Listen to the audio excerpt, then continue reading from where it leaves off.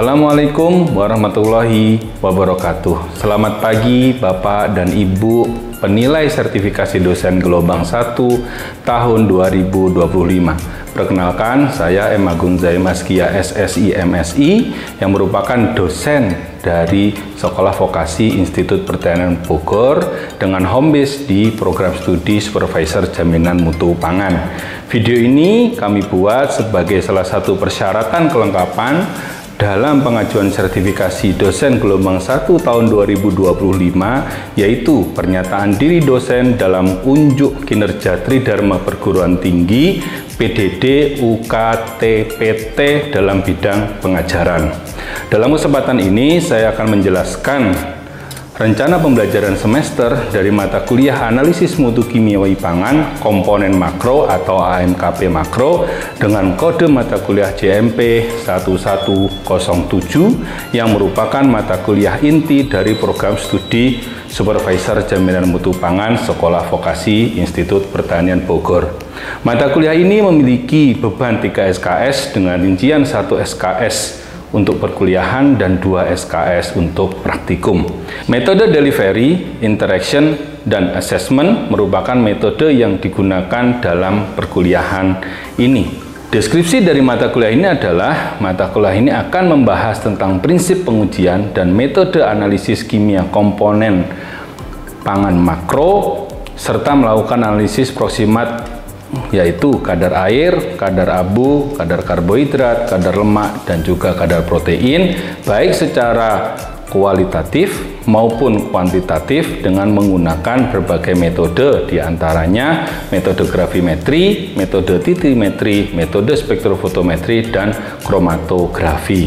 Mata kuliah ini memiliki CPL dan CPMK serta turunannya yang merupakan penjabaran dari capaian pembelajaran lulusan yang terdiri dari 3 CPL, yaitu terampil dalam mengendalikan mutu dan keamanan pangan, terutama fisik, kimia, mikrobiologi, dan sensori pangan. CPL yang kedua adalah terampil mengelola penjaminan mutu dan keamanan pangan, dan yang ketiga adalah terampil berpikir kritis dan analitis dalam penyelesaian masalah dan membuat keputusan secara tepat terhadap hasil evaluasi mutu dan keamanan pangan. Adapun turunan dari CPL tersebut kita jabarkan menjadi CPMK atau capaian pembelajaran mata kuliah AMKP Makro yang terdiri dari 5 CPMK. Yang pertama adalah mahasiswa mampu menerapkan prinsip good laboratory practices dalam melakukan kalibrasi alat, analisis kuantitatif dan kualitatif komponen makro pangan dengan memastikan akurasi dan presisi hasil pengujian. CPMK kedua adalah mahasiswa mampu menguasai dan mengaplikasikan prinsip dasar titrasi, spektrofotometri, kromatografi dalam evaluasi mutu kimiawi pangan yang merupakan CPL 1 dan CPL 2. Mahasiswa mampu menganalisis dan menginterpretasikan data hasil uji mutu kimiawi pangan secara kritis untuk mendukung pengendalian mutu dan keamanan pangan yang merupakan CPL 1 dan CPL 3. Dan yang keempat adalah mahasiswa mampu mengidentifikasi dan menyelesaikan permasalahan mutu kimia pangan dengan pendekatan berbasis sains dan teknologi yang merupakan CPL 3. Dan yang kelima adalah mahasiswa mampu membuat laporan proyek yang tepat berdasarkan hasil analisis mutu kimiawi pangan guna mendukung sistem penjaminan mutu dan keamanan pangan di industri yang merupakan CPL 2 dan 3. Pokok bahasan dalam mata kuliah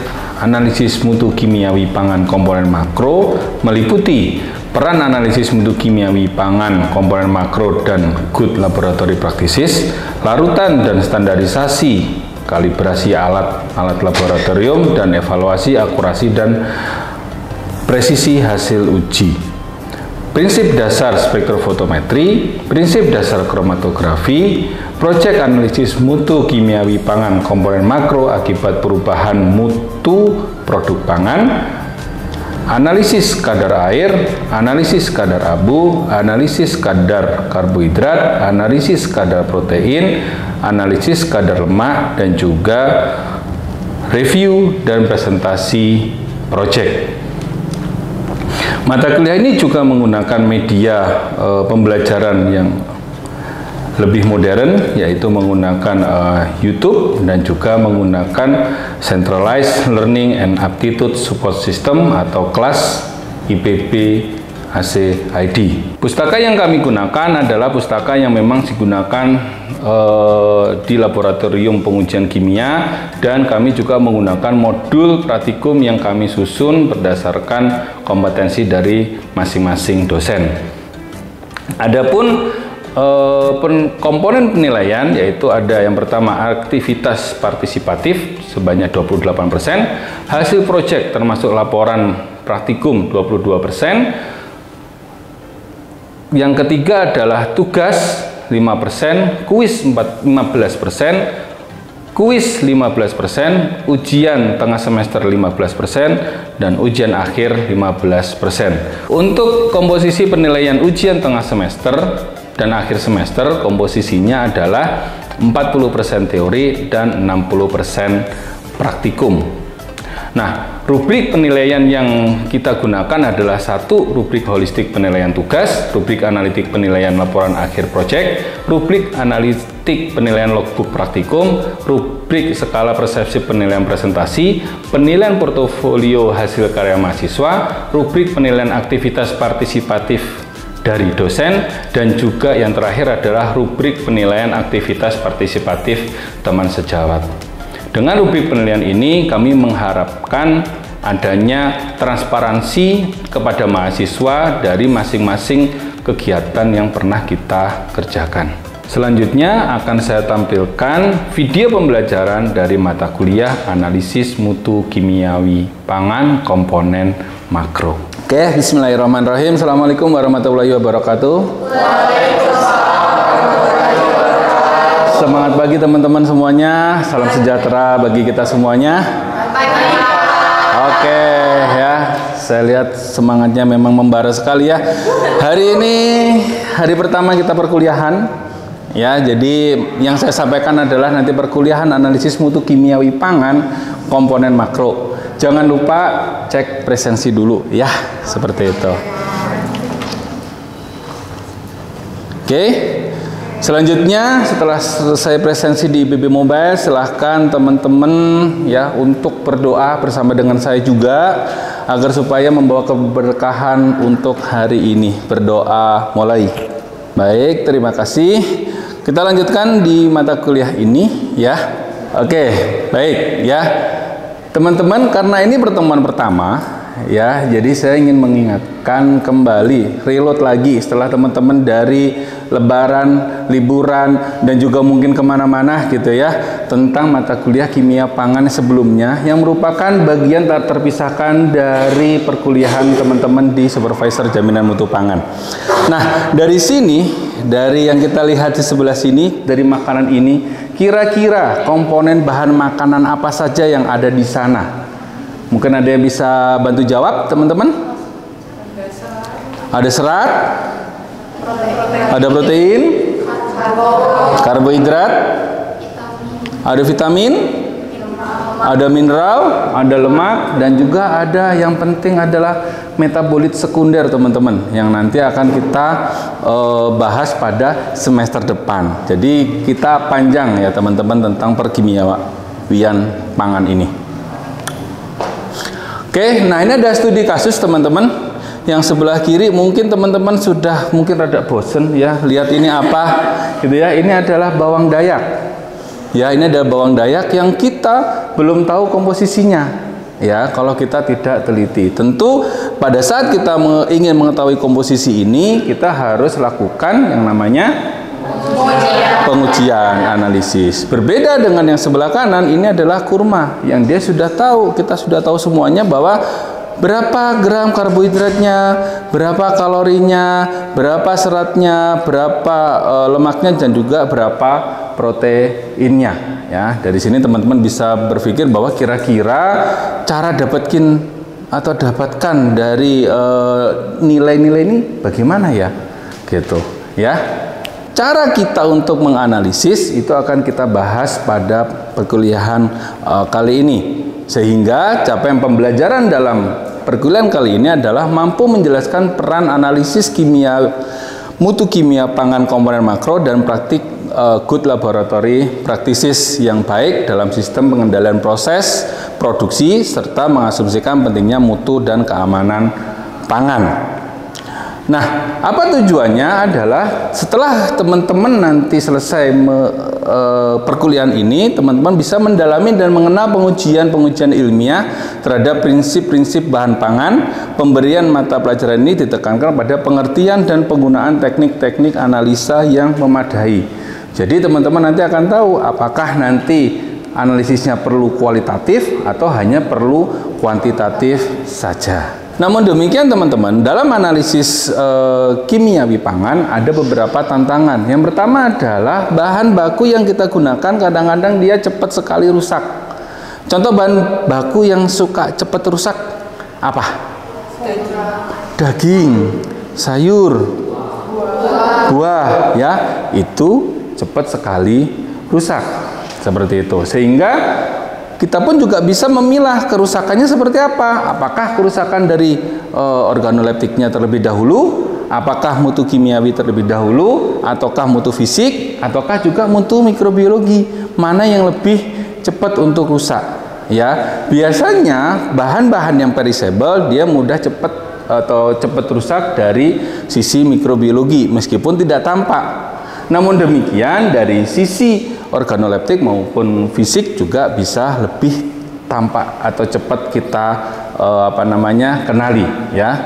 Namun demikian untuk kimia terkadang kita susah sekali melihat kasat mata, tapi ternyata di dalamnya bahannya sudah mempunyai misalnya racun ataukah mungkin ada senyawa toksik, ya, ataupun senyawa yang lainnya. Sehingga gambaran semua inilah yang nanti akan kita pelajari pada program studi ini, seperti itu.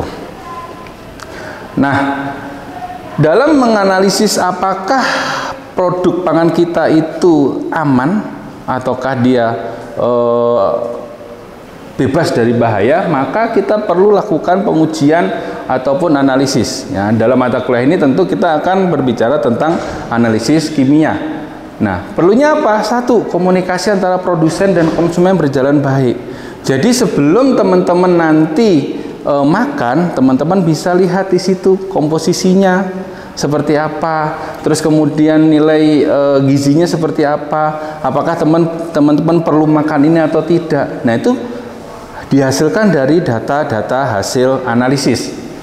Yang kedua adalah tahap-tahap proses dalam suatu pengolahan pangan dapat diperbaiki. Misal teman-teman pernah memakan serealia atau memakan minuman berenergi yang bentuknya serbuk dari serealia, pernah ya, kita nggak boleh sebutin merek di sini ya. Nah, itu adalah dari setiap tahapan proses mereka dipantau berapa kadar airnya. Ya, agar supaya apa? Setiap tahapan tidak melebihi batasan kadar air. Sehingga pada saat akhir teman-teman bawa ke rumah seduh itu dia masih aman. Ya, seperti itu. Yang ketiga adalah yang paling penting di antara semuanya adalah konsumen dapat terhindar dari keracunan. Ya, tentu kemarin di kimia pangan teman-teman sudah tahu ya, ada AW, ada kadar air, ya, kadar abu seperti apa, itu mempengaruhi daripada mutu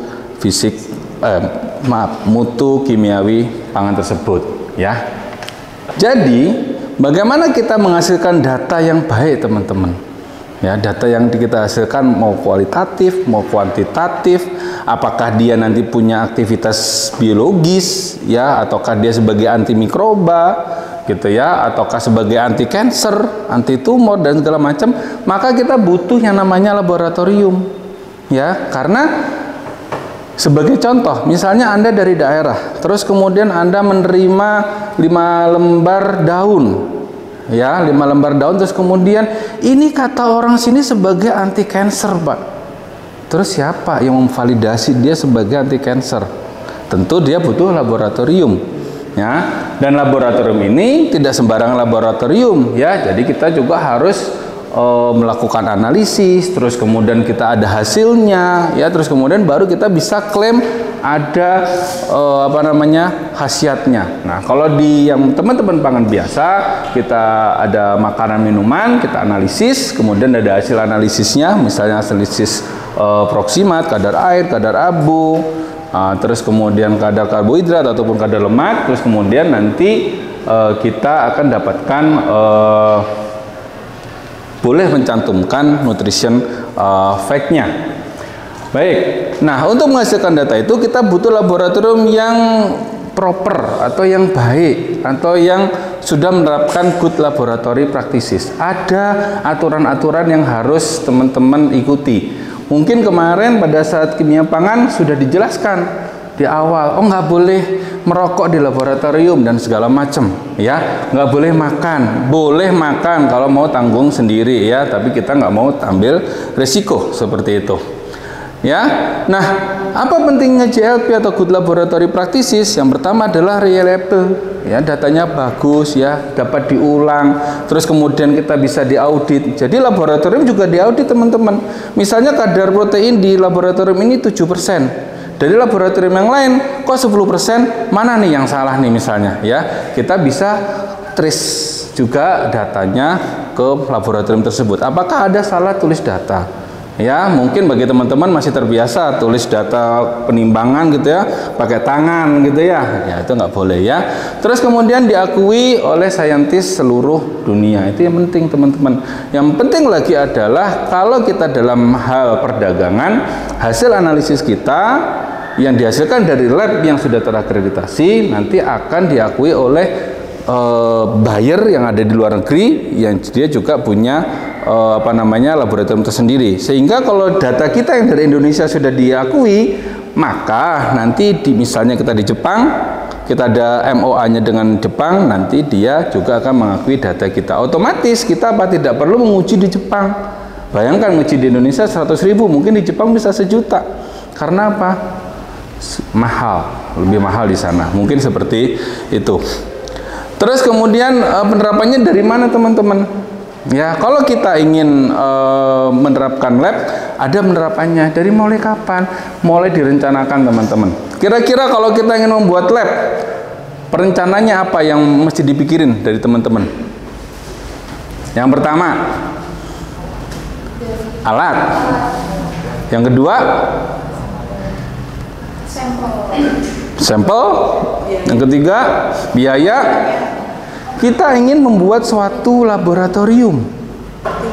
Kita harus merencanakan. Yang pertama direncanakan apa dulu nih? Kita harus punya tempat atau ruangan. Pinter ya, Mbak, ya. Jadi ada ruangannya. Kita ngerancang segala macam nggak ada ruangannya. Kita beli alat nggak ada ruangannya, nggak ada sampel masuk nggak ada ruangannya, nggak ada alat, gitu kan? Kita harus punya tempat dulu, teman-teman. Ya, kita punya tempat, proper tempatnya, kemudian kita masukin alatnya. Alatnya udah proper, kemudian kita kalibrasi alatnya. Setelah alatnya kita kalibrasi, terus kemudian kita apakan lagi?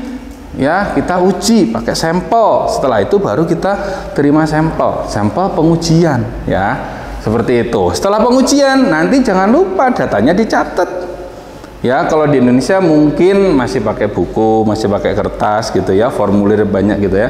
Kalau di luar negeri biasanya tinggal scan barcode, keluarin beratanya berapa. Artinya dari data penimbangan itu bisa langsung masuk ke dalam server.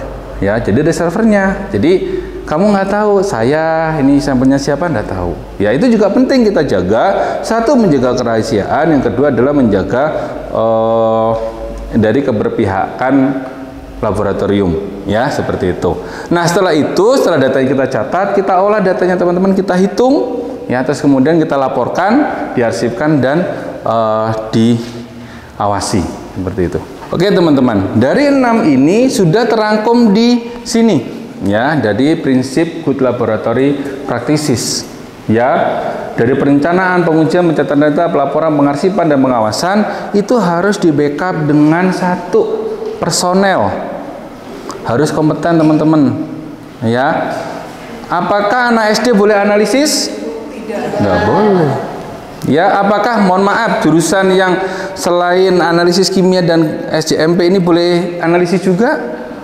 Enggak juga, ya. Jadi personel harus yang kompeten ya di bidangnya, ya, seperti itu. Instrumennya kita harus kalibrasi, ya, tidak semua bisa dikalibrasi memang, ya, tetapi yang peralatan gelas wajib kita kalibrasi. Nah, tata cara menganalisis, terus kemudian pengujian, ada validasi metode, terus kemudian fasilitas gitu ya, dokumentasi yang baik, itu adalah data-data hal-hal yang harus kita perhatikan dalam melakukan analisis. Nah, kita semuanya udah bagus nih gitu ya, di labnya udah bagus, tapi organisasinya kurang bagus, itu juga tidak jalan biasanya teman-teman ya. Jadi kita harus punya juga organisasi yang bagus, di mana yang owner atau yang punya dari laboratorium ini, atau kita sebagai owner misalnya ya, itu kita juga harus pandai-pandai mengorganisasi laboratorium ini. Termasuk mulai dari mana? Dari pengadaan bahan kimia sampai marketing teman-teman. Ya, kita punya lab tapi nggak ada customer masuk, sama saja. Ya, itu juga diatur di sini. Ya, nah tentu untuk menghasilkan data yang bagus kita harus punya SOP, punya manual mutu, punya instruksi kerja dan segala macamnya. Ya, jadi nanti teman-teman akan belajar selama 14 kali pertemuan ke depan ini untuk apa? Untuk mempelajari penerapan GLP langsung hands on. Hands on di mana? Ya kita ngerjakan. Jadi nanti dinikmati saja mata kuliah ini. Oke teman-teman, ini adalah daftar pustaka yang kita gunakan ya, hanya beberapa saja, tetapi kita nanti akan upgrade ya pada daftar pustaka yang terbaru. Oke ya, dari sini apakah teman-teman ada pertanyaan? Oke, siap. Baik, terima kasih atas kesempatannya Bapak. Tadi saya izin bertanya terkait di penerapan GLP ini. Tadi di slide Bapak sudah jelaskan itu ada di prinsip itu ada personal ya Pak. Lalu saya izin bertanya terkait cara menentukannya. Bagaimana sih Pak cara menentukan personal yang kompeten itu seperti apa yang dapat diterapkan di GLP? Oke ya. Oke, pertanyaan yang bagus dari Raina. Bagaimana cara menentukan personel laboratorium? Ya, kita tentu harus memilih analis ya, teman-teman dari SJMP mungkin akan jadi analis, jadi supervisor, terus kemudian atau penyelia, kemudian bisa jadi manajer atau mungkin bahkan jadi ownernya ya. Kalau kita merangkak dari bawah analis, berarti kita harus punya pengetahuan itu dulu ya. Jadi pengetahuan bagaimana cara kita menganalisis ya. Apakah nanti jasa teman-teman laku untuk itu? Ya, karena teman-teman tiap hari sekian semester sudah ada mata kuliah yang terkait dengan kimia seperti itu. Namun demikian, misal kalau dari prodi lain yang tidak pernah kimia sama sekali, harusnya tidak bisa gitu ya. Jadi ada kompetensi dasar teman-teman ya yang harus dimiliki oleh seorang analis. Biasanya menjadi supervisor, menjadi manajer dari analis dulu. Ya, seperti itu. Sehingga dia memahami metode apa yang digunakan, memahami caranya seperti apa, kalau sampelnya berbeda akan seperti apa. Nah, itu yang harus kita tentukan dulu. Apakah harus D4, SMK atau seperti apa, Pak? Biasanya SMK itu adalah SMK analis kimia. Ya, yang bisa menjadi personel laboratorium ya. Apakah D4-nya hanya dari SJMP? Bisa juga mungkin dari prodi yang lain yang sejenis, yang memang setiap hari kita melakukan analisis itu dan memang sudah kompetensi dari lulusannya tersebut ya, seperti itu. Bagaimana Mbak Rena? Terima kasih Bapak. Oke, baiklah teman-teman semuanya, ini adalah akhir dari perkuliahan kita. Mungkin ada dari teman-teman yang bisa menyimpulkan dari apa yang telah kita pelajari pada siang hari ini.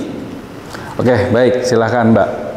Dari pelajaran yang telah diambil tadi itu peranan analisis mutu kimiawi pangan pada komponen makro ini untuk komunikasi produsen dan konsumen agar dapat berjalan dengan baik untuk standarisasi mutu baik produk ataupun sampel yang nantinya akan diuji.